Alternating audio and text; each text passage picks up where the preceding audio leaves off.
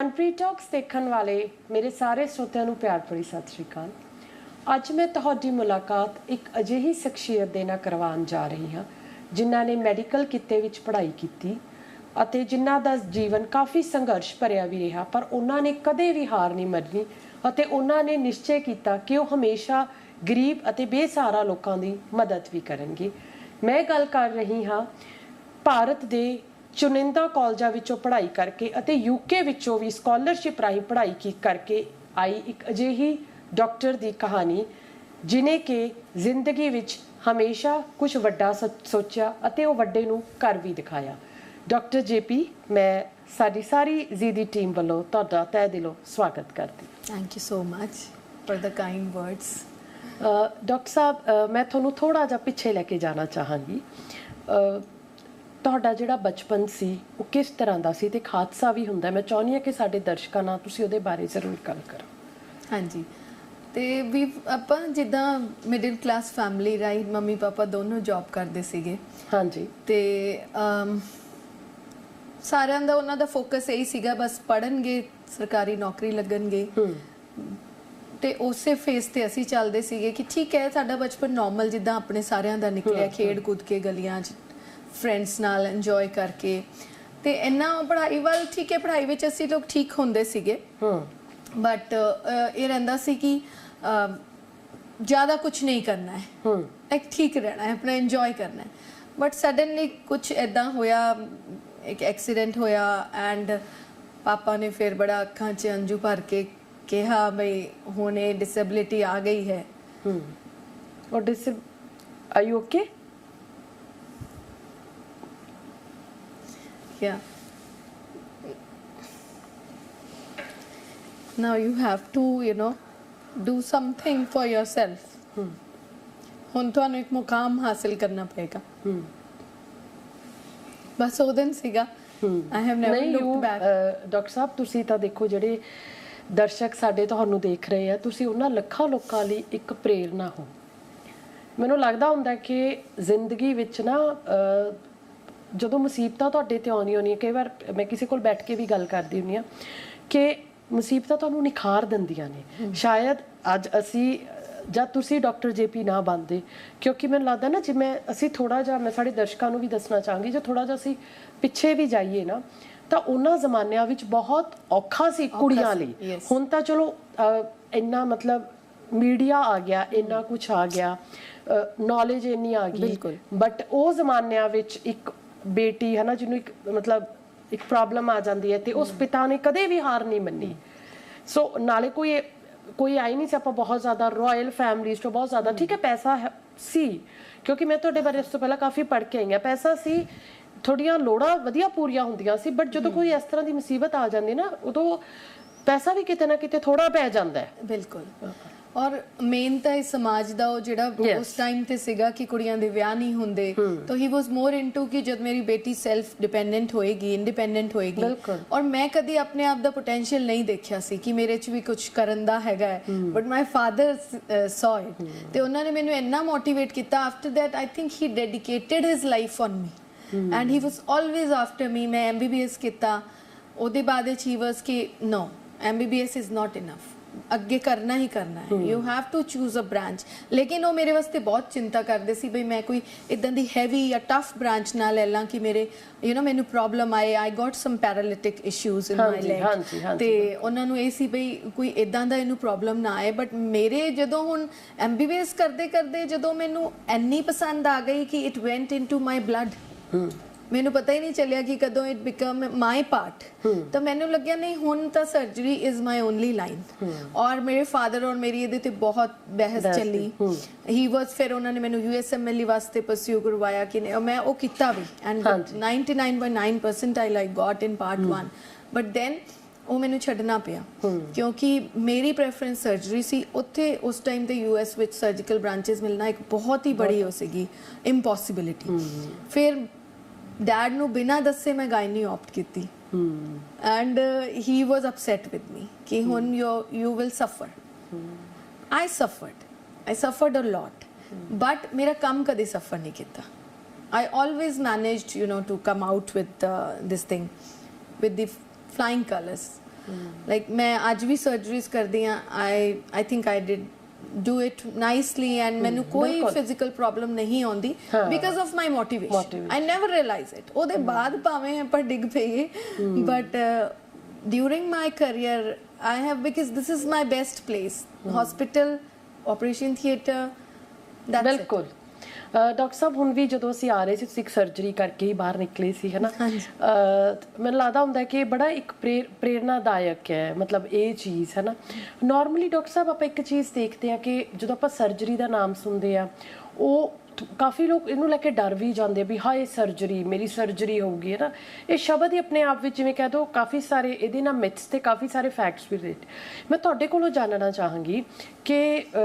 ਜਿਹੜੀ ਸਰਜਰੀ ਹੈ ਮਤਲਬ ਜਦੋਂ ਤੁਸੀਂ ਕਿਸੇ ਪੇਸ਼ੈਂਟ ਦੀ ਕਰਦੇ ਹੋ ਤਾਂ ਮਤਲਬ ਕਿੰਨਾ ਕੁ ਮਤਲਬ ਇੰਪੋਰਟੈਂਟ ਹੈ ਉਸ ਪੇਸ਼ੈਂਟ ਦੀ ਵੀ ਕਾਉਂਸਲਿੰਗ ਕਰਨਾ ਕਿਉਂਕਿ ਇੱਕ ਪਾਰਟ ਹੈ ਮੈਡੀਕਲ ਪ੍ਰੋਫੈਸ਼ਨ ਦਾ ਕਿੰਨਾ ਕਦੇ ਤੁਹਾਨੂੰ ਕੋਈ ਚੈਲੰਜ ਫੇਸ ਹੁੰਦਾ ਕਿ ਕਿਸੇ ਪੇਸ਼ੈਂਟ ਨੂੰ ਕਨਵਿੰਸ ਕਰਨਾ ਕਿ ਅਸੀਂ ਹੁਣ ਤੁਹਾਡੀ ਸਰਜਰੀ ਕਰਾਂਗੇ ਦੇਖੋ ਇਹਦੇ 'ਚ ਨਾ ਹੁਣ ਇਹ ਪੁਆਇੰਟ ਜਿਹੜਾ ਤੁਸੀਂ ਮੈਨੂੰ ਪੁੱਛਿਆ ਇਹਦੇ ਦੋ ਆਪਸ਼ਨਸ ਹੈ ਇਹਦੇ ਇੱਕ ਤਾਂ ਹੈ ਮੈਡੀਕਲ ਪਾਰਟ ਇੱਕ ਹੈ ਲੋਕਾਂ ਦਾ ਪਰਸਨਲ ਪਾਰਟ ਉਹ ਪਰਸਨਲ ਪਾਰਟ ਇੰਡੀਆ ਦੇ ਵਿੱਚ ਥੋੜਾ ਡਿਫਰੈਂਟਲੀ ਡੀਲ ਹੋ ਰਿਹਾ ਅੱਜ ਕੱਲ ਖੈਰ ਸ਼ੁਰੂ ਪਹਿਲਾਂ ਇਹ ਹੁੰਦਾ ਸੀ ਲੋਕਾਂ ਦਾ ਵਿਸ਼ਵਾਸ ਹੁੰਦਾ ਸੀਗਾ ਲੋਕ ਜਾਂਦੇ ਸੀਗੇ ਸਿੰਪਲ ਸੀਗਾ ਕੁਝ ਪ੍ਰੋਬਲਮ ਵੀ ਹੋ ਰਿਹਾ ਹੈ ਬਿਕਾਜ਼ ਸਰਜਰੀ ਜਿਹੜੀ ਇੱਕ ਚੀਜ਼ ਹੈਗੀ ਹੈ ਉਹਦੇ ਵਿੱਚ ਹਰ ਸਰਜਰੀ ਜਿਹਦੇ ਵਿੱਚ ਬੇਹੋਸ਼ੀ ਪੈਂਦੀ ਹੈ ਨਹੀਂ ਪੈਂਦੀ ਹੈ every surgery has its risk and benefit. ਅੱਛਾ ਜੀ ਆਪਾਂ ਨੂੰ ਵੇ ਕਰਕੇ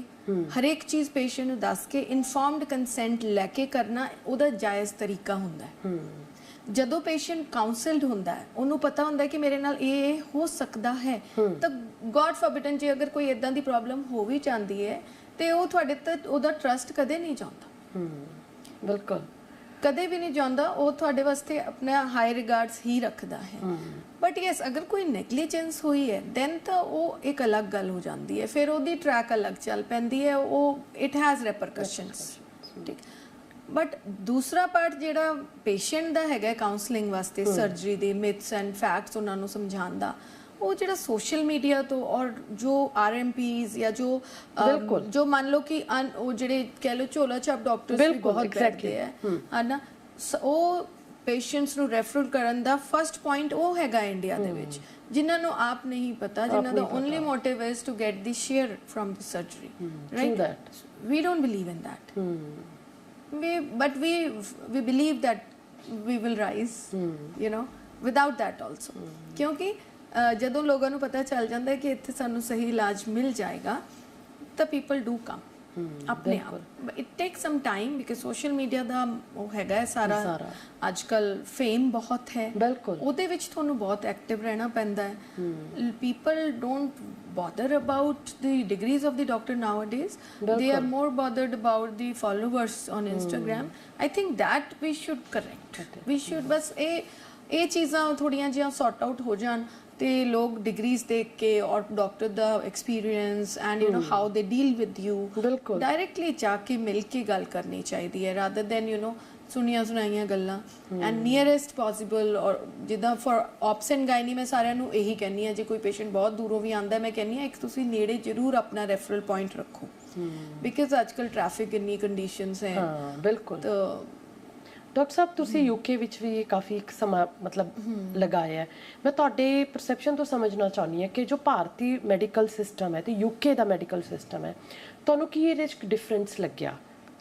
ਮਤਲਬ ਕੀ ਫਰਕ ਹੈ ਮਤਲਬ ਇਜ਼ ਇਟ ਕਿਉਂਕਿ ਇੱਕ ਬੜਾ ਇੱਕ ਮਿਥਸ ਬਣੇ ਹੋਏ ਹੈ ਕਿ ਬਾਹਰ ਸਭ ਕੁਝ ਹੀ ਬਹੁਤ ਵਧੀਆ ਹਾਲਾਂਕਿ ਆਲਵੇਸ ਸੇ ਜੋ ਐਜੂਕੇਸ਼ਨ ਸਿਸਟਮ ਇੰਡੀਆ ਦਾ ਉਹ ਕਿਤੇ ਵੀ ਨਹੀਂ ਤੁਹਾਨੂੰ ਮਿਲ ਸਕਦਾ ਬਟ ਇੱਕ ਮੈਡੀਕਲ ਸਿਸਟਮ ਬਾਰੇ ਮੈਂ ਤੁਹਾਡੇ ਤੋਂ ਜ਼ਰੂਰ ਸਮਝਣਾ ਚਾਹਾਂਗੀ ਦੇਖੋ ਯੂਕੇ ਦਾ NHS ਸਿਸਟਮ ਹੈ ਉਹ ਫ੍ਰੀ ਹੈਗਾ ਗਵਰਨਮੈਂਟ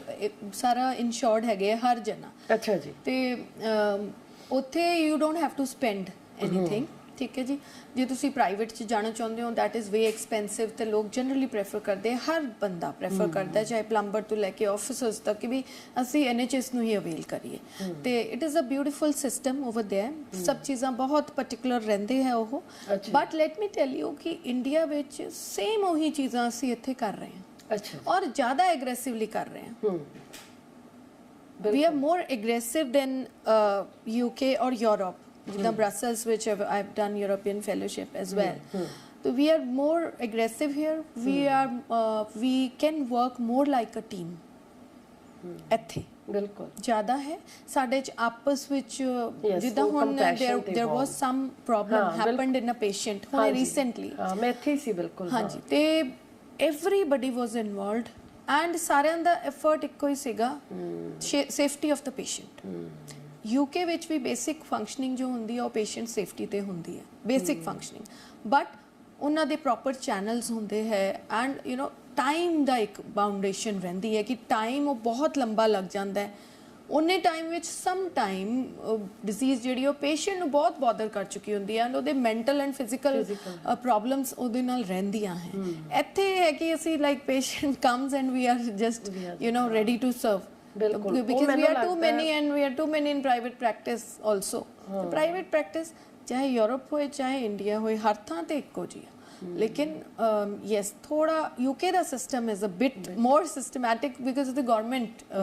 ਏਡ ਬਿਲਕੁਲ ਉਹ ਜੇ ਮੈਂ ਸਮਝਣਾ ਚਾਹਾਂ ਕਿ ਜੋ ਆਪਸੀ ਨਿੱਘ ਤੇ ਪਿਆਰ ਹੈ ਉਹ ਤੁਹਾਨੂੰ ਭਾਰਤ ਵਿੱਚ ਮਿਲੂਗਾ ਬਹੁਤ ਮਤਲਬ ਯੂ نو ਇਵਨ ਤੱਕ ਕਿ ਆਪਾਂ ਕਈ ਵਾਰ ਦੇਖਦੇ ਹੁੰਦੇ ਆ ਕਿਸੇ ਗਵਾਂਢੀ ਦੇ ਘਰੇ ਕੋਈ ਡਿਲੀਵਰੀ ਕੋਈ ਪ੍ਰੋਬਲਮ ਹੈ ਗਵਾਂਢੀ ਵੀ ਆ ਜਾਂਦੇ ਆ ਯੈਸ ਮਤਲਬ ਯੂ نو ਇੱਕ ਵਾਰਮਥ ਤੇ ਇੱਕ ਨਿੱਘ ਸ਼ਾਇਦ that is what our Indian culture is all about absolutely ਮੇਰੇ ਪੇਸ਼ੈਂਟਸ ਮਤਲਬ ਚਾਚੀਆਂ ਹੀ ਆ ਰਹੀਆਂ ਡਿਲੀਵਰੀ ਤੇ ਬਿਕਾਜ਼ ਪੈਰੈਂਟਸ ਨਹੀਂ ਆ ਪਾ ਰਹੇ ਤਾਂ ਕਿਸੇ ਦੀ ਚਾਚੀ ਆ ਰਹੀ ਕਿਸੇ ਦੀ ਭੂਆ ਆ ਰਹੀ ਹੈ and they are like very much like a family which we need to learn from them ਕਿ still family system exists especially in Punjab maybe and we are lucky ਬਿਲਕੁਲ ਡਾਕਟਰ ਸਾਹਿਬ ਤੁਸੀਂ ਏਮਸ ਵਿੱਚ ਵੀ ਆਪਣੀਆਂ ਸੇਵਾਵਾਂ ਨਿਭਾਈਆਂ ਨੇ ਹਨਾ ਜੇ ਮੈਂ ਏਮਸ ਦੀ ਗੱਲ ਕਰਾਂ ਏਮਸ ਨੂੰ ਮਤਲਬ ਸਭ ਤੋਂ ਵੱਡਾ ਹਸਪਤਾਲ ਮੰਨਿਆ ਜਾਂਦਾ ਹੈ ਆਮ ਕਰਕੇ ਇਹ ਚੀਜ਼ ਕਹੀ ਵੀ ਜਾਂਦੀ ਹੈ ਇੱਕ PGI ਤੇ ਏਮਸ ਤੋਂ ਇਹ ਜੇ ਚੰਡੀਗੜ੍ਹ ਵਿੱਚ ਮੈਂ ਗੱਲ ਕਰਾਂ PGI ਕਿ ਕਿਸੇ ਨੂੰ ਕੋਈ ਵੀ ਦਿੱਕਤ ਹੈ ਕੋਈ ਵੀ ਮੁਸੀਬਤ ਹੈ ਤੁਸੀਂ PGI ਚਲੇ ਜਾਓ ਜਿਹੜਾ ਦਿੱਲੀ ਉਹ ਏਮਸ ਚਲਿਆ ਜਾਵੇ ਏਮਸ ਦਾ ਤੁਹਾਡਾ ਤਜਰਬਾ ਕਿਸ ਤਰ੍ਹਾਂ ਦਾ ਰਿਹਾ ਕਿਉਂਕਿ ਨਾ ਏਮਸ ਵਿੱਚ ਕਾਫੀ ਸਾਰਾ ਰਸ਼ ਵੀ ਹੈ ਮਤਲਬ ਕਿਹੜੀ ਇਹੋ ਜਿਹੀ ਚੀਜ਼ ਹੈ ਡਾਕਟਰ ਸਾਹਿਬ ਏਮਸ ਵਿੱਚ ਜਾਂ ਕਿਹੜੀਆਂ ਇਹੋ ਜਿਹੀ ਮੈਡੀਕਲ ਫੈਸਿਲਿਟੀਜ਼ ਹੈ ਜਿਹੜੀਆਂ ਕਿ ਪੇਸ਼ੈਂਟਸ ਨੂੰ ਜਾਂ ਜਿਹੜੀਆਂ ਕਿ ਲੋਕਾਂ ਨੂੰ ਪ੍ਰਭਾਵਿਤ ਕਰਦੀਆਂ ਨੇ ਤਾਂ ਕਿ ਉਹ ਮਤਲਬ ਉੱਥੇ ਲੋਕ ਜਾਣਾ ਚਾਹੁੰਦੇ ਆ everybody wants to go to AIIMS ਮੈਂ ਤੁਹਾਡੇ ਤੋਂ ਜੀ ਸਮਝਣਾ ਚਾਹੁੰਦੀ ਹਾਂ ਦੇਖੋ ਇੱਕ ਮੈਂ ਤੁਹਾਨੂੰ ਬਹੁਤ ਕਲੀਅਰ ਦੱਸਣਾ ਚਾਹੁੰਦੀ ਹਾਂ ਕਿ ਹਿਊਮਨ ਬ੍ਰੇਨ ਦੀ ਇੱਕ ਕੈਪੈਸਿਟੀ ਹੁੰਦੀ ਹੈ ਉਦਾਂ ਹੀ ਹਰ ਡਾਕਟਰ ਦੀ ਵੀ ਇੱਕ ਕੈਪੈਸਿਟੀ ਹੁੰਦੀ ਹੈ ਤਾਂ ਕਰਕੇ ਡਿਫਰੈਂਟ ਸਪੈਸ਼ਲਿਟੀਜ਼ ਬਣੀਆਂ ਜੇ ਮੇਰਾ ਪਰਸਨਲ ਪੁੱਛੋ ਤਾਂ ਮੈਂ ਏਮਸ ਤੋਂ ਆਪਣੀ ਸੀਨੀਅਰ ਰੈਜ਼ੀਡੈਂਸੀ ਕੀਤੀ ਹੈ after my PG I have done that ਤੇ ਮੈਂ 3 ਸਾਲ ਦੀ ਟ੍ਰੇਨਿੰਗ ਸੀਗੀ ਉੱਥੇ ਮੇਰੀ ਤੇ ਮੇਰੇ ਵਾਸਤੇ ਤਾਂ ਏਮਸ ਇਜ਼ ਲਾਈਕ ਐਵਰੀਥਿੰਗ ਉਹ ਮੇਰੇ ਰੂਟਸ ਉਹ ਹੈ not my post graduation college but ਜਦ ਕਿ ਮੇਰਾ post graduation college ਵੀ reputed government medical college ਹੈਗਾ ਅਜਮੇਰ ਦੇ ਵਿੱਚ but AIIMS has refined me AIIMS has motivated me in AIIMS I have seen selfless services by the doctors they have taught me कि मैं मेरे वास्ते if I am sitting here अगर मेरे patient ਨੂੰ problem है then this is my first home and I have to matlab even if I have to sacrifice my life for my patients it's worth it that feeling AIIMS has put in and ਸਾਰੇ basics ਤੋਂ ਲੈ ਕੇ top ਤੱਕ ਉੱਥੇ clear ਹੋਏ ਹੈ education wise it is the peak pioneer ਮਤਲਬ ਜੋ institute ਹੈ ਦੇ ਹੈਵ ਸੈਟ ਕਰਿਕੂਲਮਸ ਪੂਰਾ ਸਟ੍ਰਿਕਟ ਸ਼ਡਿਊਲ ਫੋਲੋ ਹੁੰਦੇ ਨੇ ਉੱਥੇ ਤੇ ਉੱਥੇ ਜਾ ਕੇ ਮੈਨੂੰ ਪਤਾ ਲੱਗਿਆ ਕਿ ਨਾਓ I am going to become a gynecologist after my degree I realized no now they are fulfilling me they are making me the real gynae so that was the base from where I started I thought I need to do a high risk pregnancy and obstetrics so I went to Brussels I had my this European fellow exams and now I'm a European fellow as well then UK Manchester so that was it but ਉਹ ਹੁੰਦਾ ਨਾ ਜਿੱਥੇ ਮਰਜ਼ੀ ਜਾ ਕੇ ਆ ਜਾਓ but this is the best place where you have your people ਇੱਥੇ ਮਤਲਬ ਇਟਸ ਡਿਫਰੈਂਟ ਜਦ ਕਿ quality of life you Kant compare honestly ਉੱਥੇ ਬਹੁਤ ਸੋਹਣੀ ਹੈ ਲੇਕਿਨ ਆਈ ਥਿੰਕ ਕੁਆਲਿਟੀ ਜਿਹੜੇ ਤੁਹਾਡੇ ਅਰਾਊਂਡ ਹੁੰਦੇ ਆ ਉਹ ਮੈਟਰ ਕਰਦੀ ਹੈ ਕੰਪਨੀ ਦੋ ਜਿਹੜੇ ਉਹ personal talks like you know like we connected like you know ਜਿੱਦਾਂ ਆਪਾਂ ਤੁਸੀਂ ਮੈਨੂੰ ਕੁਝ ਪੁੱਛ ਰਹੇ ਹੋ ਐਂਡ ਆਈ ਐਮ ਪੂਰਾ ਮੈਨੂੰ ਫਲੈਸ਼ਬੈਕ ਆ ਰਿਹਾ that how I you know started this and all ਤੇ ਇੱਥੇ ਆਪਣਾਪਨ ਬਹੁਤ ਹੈ ਤੇ ਡਾਕਟਰ ਵੀ like they are humans we are not machines ਔਰ ਮੈਂ ਹਮੇਸ਼ਾ ਸਦਾ ਹੀ ਮੈਂ ਇਹ ਚਾਹੁੰਦੀ ਸੀ ਕਿ ਮੇਰੇ ਬੱਚੇ ਨਾ ਪੰਜਾਬ 'ਚ ਹੀ ਪਲਣ ਵੜਨ ਔਰ ਕਲਚਰ ਦੇ ਨਾਲ ਜੁੜਨ ਔਰ ਉਹ ਮੇਰੀ ਚਾਹੇ ਉਹ ਫੋਰਸਡ ਪੂਰੀ ਹੋ ਗਈ ਫੋਰਸਫੁਲੀ ਪੂਰੀ ਹੋ ਗਈ but yes it is how it is doctor ਸਾਹਿਬ ਤੁਸੀਂ ਗਾਇਨੀ ਡਿਪਾਰਟਮੈਂਟ ਨੂੰ ਦੇਖ ਰਹੇ ਹੋ ਨਾ, ਜੇ ਮੈਂ ਤੁਹਾਡਾ ਥੋੜਾ ਜਿਹਾ ਦੇ ਬਾਰੇ ਗੱਲ ਕਰਾਂ ਕਿ ਔਰਤਾਂ ਨੂੰ ਅੱਜ ਕੱਲ ਕਾਫੀ ਜ਼ਿਆਦਾ ਮਤਲਬ ਹੈਲਥ ਇਸ਼ੂਜ਼ ਰਹਿੰਦੇ ਆ, ਵੀ ਕੈਨ ਸੇ ਜੋ ਬੱਚਿਆਂ ਨੇ ਪੀਰੀਅਡਸ ਰਿਲੇਟਡ ਵੀ ਜੇ ਮੈਂ ਗੱਲ ਕਰਾਂ ਤਾਂ ਇੱਕ ਉਮਰ ਤੋਂ ਪਹਿਲਾਂ ਹੀ ਪੀਰੀਅਡਸ ਆ ਜਾਂਦੇ ਆ, ਫਿਰ ਮੀਨੋਪੌਜ਼ ਵੀ ਬਹੁਤ ਜਲਦੀ ਆਉਣ ਲੱਗ ਗਿਆ। ਜੇ ਪਹਿਲਾਂ ਇੱਕ ਕਾਮਨ ਜੇ ਮੈਂ ਲੋਕਾਂ ਤੋਂ ਇਸ ਚੀਜ਼ ਬਾਰੇ ਮੈਂ ਗੱਲ ਕੀਤੀ ਸਮਝਣਾ ਚਾਹਾਂ ਤਾਂ ਸਾਰੇ ਕਹਿੰਦੇ ਆ ਸਟ੍ਰੈਸ, ਮਤਲਬ ਸਟ੍ਰੈਸ ਹੋ ਗਿਆ, ਲਾਈਫ ਬੜੀ ਜ਼ਿਆਦਾ ਫਾਸਟ ਹੋ ਚੁੱਕੀ ਹੈ ਨਾ, ਹੋਰ ਵੀ ਮਤਲਬ ਸਾਰੇ ਵਰਕਿੰਗ ਹੈ। ਮੈਂ ਤੁਹਾਡੇ ਤੋਂ ਡਾਕਟਰ ਸਾਹਿਬ ਇੱਕ ਸਿੰਪਲ 1-2 ਟਿਪਸ ਲੈਣਾ ਚਾਹੂੰਗੀ ਕਿ ਜਿਹੜੇ ਦਰਸ਼ਕ ਸਾਡੇ ਤੁਹਾਨੂੰ ਦੇਖ ਰਹੇ ਹੈ ਕਿ ਜੋ ਮਤਲਬ ਜ਼ਿਆਦਾ ਪੈਸਾ ਵੀ ਨਾ ਲੱਗੇ ਹੈ ਨਾ, ਭਾਵੇਂ ਦੀ ਇੱਕ ਆਮ ਔਰਤ ਹੈ ਜਿਹੜੀ ਕਿ ਘਰ ਵਿੱਚ ਕੰਮ ਕਰਦੀ ਹੈ ਤੋਂ ਵਰਕਿੰਗ ਤੋਂ ਲੈ ਕੇ ਮਤਲਬ ਕੋਈ ਸਾਨੂੰ 1-2 ਸੁਖਾਲੂ ਟਿਪਸ ਦਵੋ ਜਿਹੜੇ ਕਿ ਉਹ ਹਰ ਔਰਤ ਕਰ ਸਕੇ ਤਾਂ ਕਿ ਉਹਦੀ ਸਿਹਤ ਠੀਕ ਰਹੇ। ਬਿਲਕੁਲ, ਦੇਖੋ ਜਿਹੜੀ ਤੁਸੀਂ ਆ ਪੀਰੀਅਡ ਪਹਿਲਾਂ ਆਉਣ ਵਾਲੀ ਗੱਲ ਕੀਤੀ, ਇਹ ਤਾਂ ਇਹ ਬਹੁਤ ਜ਼ਿਆਦਾ ਕਾਮਨ ਹੋ ਰਿਹਾ। ਪਹਿਲਾਂ ਜਿਹੜੀ ਏਜ ਅਸੀਂ 10 ਸਾਲ ਰੱਖੀ ਸੀ ਹੁਣ ਅਸੀਂ ਉਹ 8 ਸਾਲ ਕਰਤੀ ਹੈ ਹਾਂਜੀ ਐਂਡੋਕ੍ਰਿਨੋਲੋਜੀ ਵਿੱਚ। ਹੁਣ ਨਾਓ ਦੈਟ ਏਜ ਇਜ਼ 8 ਈਅਰ ਕਿ 8 ਇਅਰਸ ਤੱਕ ਪੀਰੀਅਡ ਆ ਰਿਹਾ ਤਾਂ ਉਹਨੂੰ ਅਸੀਂ ਨਾਰਮਲ ਲੈ ਲਿਆ ਬਿਕਾਜ਼ ਸਭ ਨੂੰ ਹੀ ਆ ਰਹੇ ਹੈ ਰਾਈਟ। ਤੇ ਇਹਨੂੰ ਆਪਾਂ ਕਿੱਦਾਂ ਆਪਾਂ ਯੈਸ ਦੇਰ ਆਰ ਫਿਊ ਥਿੰਗਸ ਜਿਹੜੀ ਮੈਂ ਮਦਰਸ ਨੂੰ ਵੀ ਦੱਸਣਾ ਚਾਹੂੰਗੀ। ਜਿੱਦਾਂ ਬੇਟੀ ਪੈਦਾ ਹੁੰਦੀ ਹੈ ਨਾ ਤੁਹਾਡੇ ਘਰ, ਵੈਸੇ ਤਾਂ ਆਪਾਂ ਕਹਿੰਦੇ ਹਾਂ ਪਲਾਸਟਿਕ ਹੈ ਹੀ ਖਰਾਬ ਚੀਜ਼, ਤਾਂ ਸਾਨੂੰ ਉਹ ਨਹੀਂ ਯੂਜ਼ ਕਰਨਾ ਚਾਹੀਦਾ। ਪਲਾਸਟਿਕ ਦੇ chemicals interfere with female hormones, so we should avoid giving them feeds through plastic bottles. ਤੇ ਪਲਾਸਟਿਕ ਦੇ ਟਿਫਿਨ ਸਕੂਲਾਂ 'ਚ ਦੇਣੇ, ਪਲਾਸਟਿਕ ਦੇ ਪਾਣੀ ਦੀ ਬੋਟਲ ਦੇਣੀਆਂ ਪਲਾਸਟਿਕ ਦੀਆਂ, ਉਹ ਵੀ ਸਾਨੂੰ ਅਵੋਇਡ ਕਰਨੀਆਂ ਚਾਹੀਦੀਆਂ। First chemical thing. ਦੂਸਰਾ ਆਪਾਂ ਨੂੰ ਬੱਚੇ ਨੂੰ ਜੰਕ ਫੂਡ ਨਹੀਂ ਦੇਣਾ, ਬਾਹਰ ਦੀ ਖਾਣਾ ਨਹੀਂ ਖਵਾਉਣਾ। ਮੈਦਾ ਔਰ ਉਹ ਜਿਹੜੇ ਕੈਮੀਕਲਸ ਹੈ, ਇਹ ਸਾਰੇ ਕੈਮੀਕਲਸ ਗਰੋਥ ਹਾਰਮੋਨ ਨਾਲ ਇੰਟਰਫੇਅਰ ਕਰਦੇ ਆ and it has been proven now, ਹੈ ਨਾ। ਤੇ ਇੱਕ ਰੈਗੂਲੇਟਰੀ ਵੀ ਆ ਗਿਆ ਇਹਦਾ कि what preventions, and these are from the regulatory which I am telling you. I'm not telling you just कि भाई मैं कितने देख लिया है, this is all evidence based and research based, है ना। ते number 3 is like physical activity. ਬੱਚੇ ਫਿਜ਼ੀਕਲ ਐਕਟੀਵਿਟੀ ਨਹੀਂ ਕਰਦੇ ਆ, ਅੰਦਰ ਬੈਠ ਜਾਂਦੇ ਆ, ਪੜ੍ਹਾਈ ਦਾ ਪ੍ਰੈਸ਼ਰ ਲੈਂਦੇ ਆ। ਮਦਰਸ ਨੂੰ, ਪੈਰੈਂਟਸ ਨੂੰ ਖੁਦ ਨਾਲ ਜਾ ਕੇ ਘੰਟਾ ਉਹਨਾਂ ਨੂੰ ਚਾਹੇ ਦੌੜ ਲਗਵਾਓ, ਚਾਹੇ ਕੋਈ ਖੇਡ ਵਿੱਚ ਪਾ ਦਿਓ। ਅੱਜ ਕੱਲ੍ਹ ਤਾਂ ਇੰਨੇ ਖੇਡਾਂ ਹੁੰਦੀਆਂ ਹੈ ਹਰ ਸੁਸਾਇਟੀ ਦੇ ਵਿੱਚ। ਅੱਜ ਕੱਲ੍ਹ ਖੇਡ ਦੇ ਵਾਸਤੇ ਪ੍ਰੋਵੀਜ਼ਨਸ ਹੈਗੇ ਹੈ, ਵਾਲੀਬਾਲ ਜਾਂ ਕਹਿ ਲਓ ਤੁਸੀਂ ਫੁੱਟਬਾਲ ਖੇਡ ਲੈਣ, ਰਨਿੰਗ ਖੇਡ ਲੈਣ, ਰਨਿੰਗ ਕਰ ਲੈਣ। ਬਟ ਇੱਕ ਘੰਟਾ ਐਗਰੈਸਿਵ ਫਿਜ਼ੀਕਲ ਐਕਟੀਵਿਟੀ ਹੋਣੀ ਚਾਹੀਦੀ ਹੈ। ਉਹਦੇ ਨਾਲ ਕੀ ਹੁੰਦਾ ਹੈ, ਜਿੰਨੇ ਵੀ ਅੰਦਰ ਐਂਡੋਰਫਿਨਸ ਰਿਲੀਜ਼ ਹੁੰਦੇ ਆ ਔਰ ਉਹ ਫਿਰ ਤੁਹਾਡੇ ਸੈਕਸੁਅਲ ਹਾਰਮੋਨਸ ਨੂੰ ਵੀ ਰੈਗੂਲੇਟ ਕਰ ਲੈਂਦੇ। ਓਕੇ, ਠੀਕ ਹੈ। ਜਿੱਦਾਂ ਤੁਸੀਂ ਸੁਣਿਆ ਹੋਣਾ ਵੀ ਐਥਲੀਟਸ ਨੂੰ ਪੀਰੀਅਡ ਘੱਟ ਆਉਂਦੇ ਆ, ਲੇਟ ਆਉਂਦੇ ਆ, ਤੇ ਉਹ because they are having so much of ਅੰਦਰ ਦੇ ਜਿਹੜੇ ਹਾਰਮੋਨਲ ਚੇਂਜਸ ਹੋ ਰਹੇ ਹੁੰਦੇ ਉਹਨੇ ਕਿ ਉਹ ਸੈਕਸੁਅਲ ਹਾਰਮੋਨ ਨੂੰ ਕੰਟਰੋਲ 'ਚ ਰੱਖਦੇ ਆ। ਸਿਮਿਲਰਲੀ ਜਦ ਬੱਚਾ ਫਿਜ਼ੀਕਲ ਐਕਟੀਵਿਟੀ ਕਰਦਾ, not to that extent but ਇੱਕ ਰੈਗੂਲਰ ਆਪਣਾ ਕਰਦਾ, ਤਾਂ ਉਹ ਉਹਦੇ ਹਾਰਮੋਨਸ ਕੰਟਰੋਲ ਵਿੱਚ ਆਉਂਦੇ ਆ। ਤੇ these are the few things which ਜੇ ਆਪਾਂ ਬੱਚਿਆਂ ਨੂੰ ਕਰਾਈਏ। ਬਿਲਕੁਲ, ਬਹੁਤ ਹੀ ਇੰਪੋਰਟੈਂਟ ਚੀਜ਼ ਹੈ ਸਕਰੀਨ ਟਾਈਮ। ਬੱਚੇ ਦਾ screen scrolling should be less than 1 hour. ਔਰ ਤੁਹਾਨੂੰ ਇਹ ਪਤਾ ਹੋਣਾ ਚਾਹੀਦਾ ਕਿ ਅਡਲਟ ਕੰਟੈਂਟ ਦੇ ਵਾਸਤੇ ਉਹਨਾਂ ਦਾ ਐਕਸਪੋਜ਼ਰ ਨਹੀਂ ਹੈ। That should be in your hand. ਉਹ ਹੁਣ ਕਿਵੇਂ ਕਰਨਾ ਹੈ, ਸਾਰੇ ਕਹਿੰਦੇ ਮੈਡਮ ਇਹ ਬੜਾ ਡਿਫਿਕਲਟ ਹੈ, ਬਟ ਇਹ ਕਰਨਾ ਪਏਗਾ ਜੇ ਤੁਸੀਂ ਬੱਚਿਆਂ ਨੂੰ ਚਾਹੁੰਦੇ ਹੋ ਵੀ ਆਪਾਂ ਉਹਨਾਂ ਦੀ ਲੌਂਗੇਵਿਟੀ ਦੀ ਪਰਵਾਹ ਕਰੀਏ। ਬਿਲਕੁਲ ਡਾਕਟਰ ਸਾਹਿਬ, ਮੈਂ ਤੁਹਾਡਾ ਤਹਿ ਦਿਲੋਂ ਧੰਨਵਾਦ ਕਰਦੀ ਹਾਂ ਕਿ ਤੁਸੀਂ ਸਾਨੂੰ ਸਮਾਂ ਦਿੱਤਾ, ਕਿਉਂਕਿ ਹੁਣ ਵੀ ਤੁਸੀਂ ਸਰਜਰੀ ਰੂਮ 'ਚੋਂ ਭੱਜੇ ਬਾਹਰ ਆ ਰਹੇ ਸੀ, ਹੈ ਨਾ। ਆਈ ਨੋ ਮੈਂ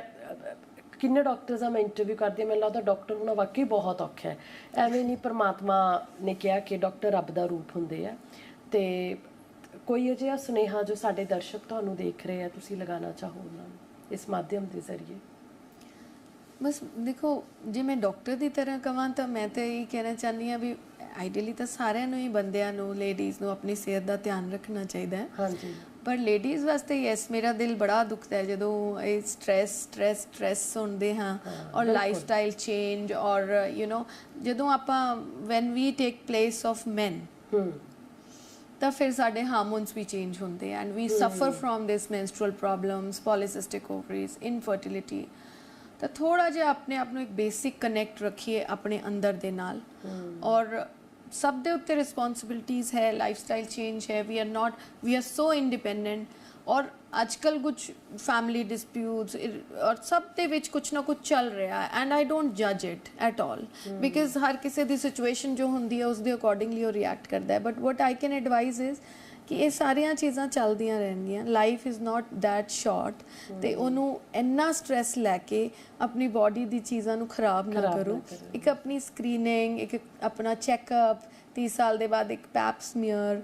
ਸਰਵਾਈਕਲ ਕੈਂਸਰ ਦੀ ਸਕਰੀਨਿੰਗ ਕਰਾਓ ਜਿਹੜਾ ਮੋਸਟ ਕਾਮਨ ਹੈ ਇੰਡੀਆ 'ਚ, ਬ੍ਰੈਸਟ ਕੈਂਸਰ ਦਾ ਸਕਰੀਨ ਕਰਾਓ, ਆਪਣੇ ਅਲਟਰਾਸਾਊਂਡ ਕਰਾ ਕੇ ਇੱਕ ਵਾਰੀ ਚੈੱਕ ਕਰ ਲਓ ਕੋਈ ਯੂਟਰਸ ਵਿੱਚ ਪ੍ਰੋਬਲਮ ਤਾਂ ਨਹੀਂ, ਕੁਝ ਪੀਰੀਅਡਸ ਦੀ ਪ੍ਰੋਬਲਮ ਆ ਰਹੀ ਹੈ, ਕੁਇਕਲੀ ਆ ਕੇ don't wait and sit and home ਕਿ ਚਲੋ ਐਤਕੀ ਹੋ ਗਿਆ ਅਗਲੀ ਵਾਰ ਦੇਖਦੇ। ਥੋੜਾ ਆਪਣੇ ਉੱਤੇ ਬਸ ਇਹ ਆਪਾਂ ਕਰ ਸਕਦੇ and it takes just one consult to go through ਸਾਰੀ ਚੀਜ਼ਾਂ